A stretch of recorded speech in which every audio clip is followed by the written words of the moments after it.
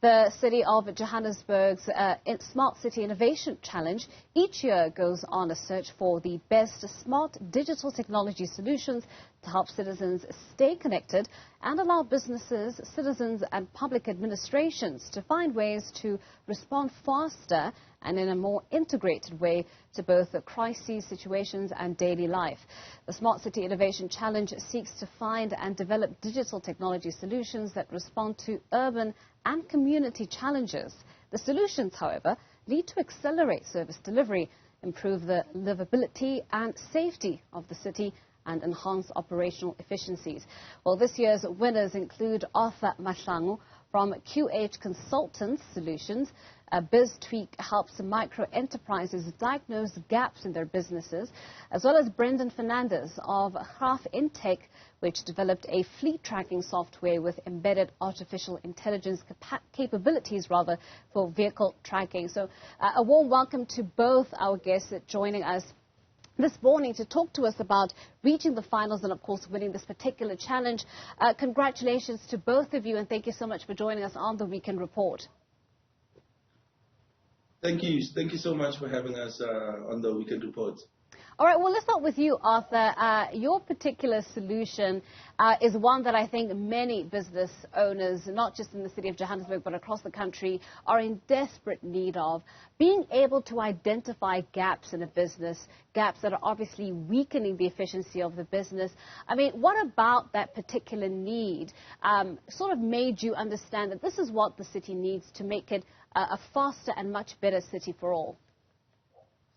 I mean, for me, it came initially from a personal experience, having failed harshly in my first business and accessing business support services from, the city, from the city's agencies, your GEPs, your CEDAs, so on and so forth. And I realized that the process of accessing these services was rather timeless. It was taking a lot of time. And also, from my failure, realizing that I could have known more. I didn't know what I didn't know at the time. So these two, facts, or these two worlds rather, just came colliding, and the resultant of that was, the solution that I came up with, and I saw it landing within the city perfectly because they already have a framework and a setup of agencies that help entrepreneurs, and the city's already invested and committed in helping entrepreneurs. It's just that the process that they were using is rather manual, and because it's manual and it needs people to sort of push it along, it causes inefficiencies. So BizTweak as a platform looked like the perfect solution for them to be able to get the operational efficiency to a point where service delivery in the entrepreneurship space specifically is better. Well, and how does BizTweak work? And I think for a lot of people, when they think about technological or digital platforms, there is a bit of, apprehension. Is it easily accessible? Is it user-friendly to anyone? Yes, definitely. I mean, simply go on to www.biztweak.org.za, and what you do is you just create a profile. After you create a profile, you get a pop-up that will ask you which sector you are in business and which phase in business that you are in. After you select both options, and then you go into an assessment. You basically have to answer yes or no to the questions that you are being asked. And these questions are based on business principles. I mean, the principles of business don't change, right? Whether you are building rockets or you are running a spaza, the principles are the same.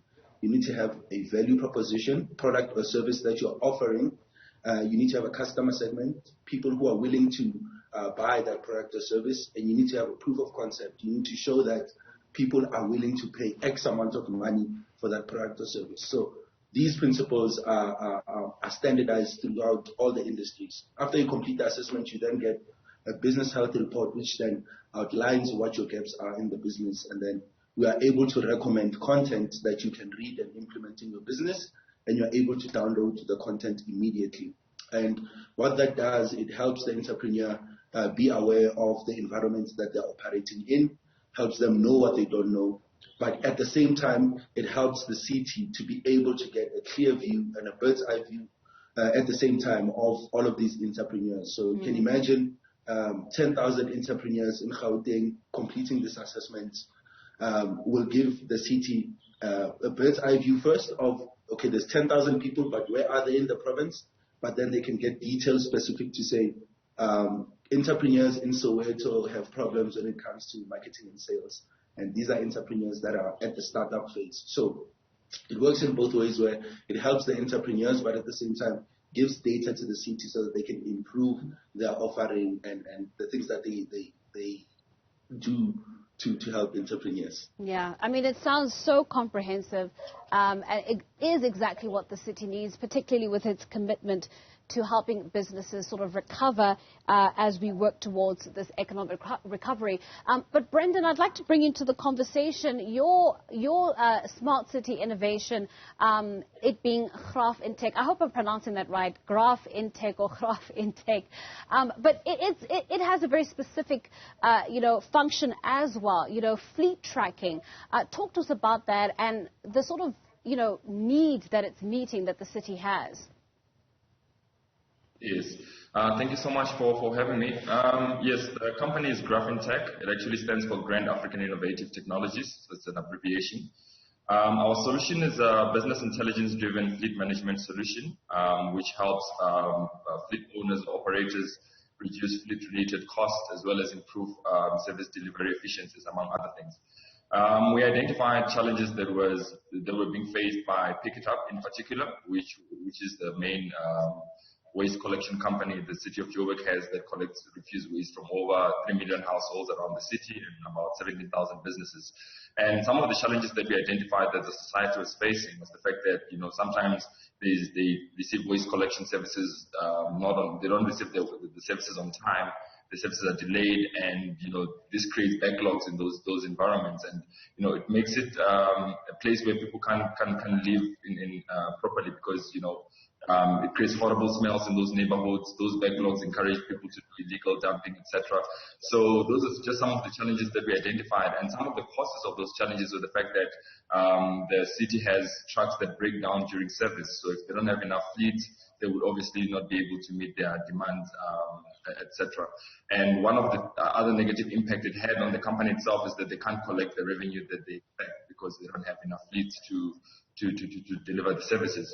So our solution actually lends itself as a right solution for that problem, because it's an end-to-end business intelligence-driven fleet management solution. So we install tracking devices on the trucks to achieve different objectives. One being driver behavior management, where we monitor things like harsh braking, rapid acceleration, sharp cornering, etc. Then we analyze the data that we get from tracking devices to see, how the drivers are affecting service and maintenance of the vehicle, how the drivers are contributing to fuel costs, etc. And also do fuel analytics to help the city save money on fuel. So we reduce fuel waste on the fleet operations, as well as perform route optimization, which saves time as well as fuel. So people can actually receive services on time as opposed to receiving delayed services. And I think the most important component of our solution is predictive analytics. For maintenance, which is us predicting when things break and then we fix them instead of waiting for things to break and then we react. Because when we do that, it's going to be much more expensive to actually, fix the problem that we have at hand. So our solution helps both the city as well as the citizens. So citizens, one, would be able to receive services that they need on time, and then the city is able to control its costs that are related to fleet management as well as improve the efficiency. Well, I'd like to thank both gentlemen for coming onto the Weekend Report and just detailing for us, the nooks and crannies of your respective businesses. And I love the fact that both are assisting the city in not just becoming a smart city, but to do it in a very cost-effective way that benefits its citizens as well. So thank you so much for both of you for joining us on the Weekend Report this morning. That was Arthur Mahlangu from QH Consultants and Brenden Fernandez of Graf-in.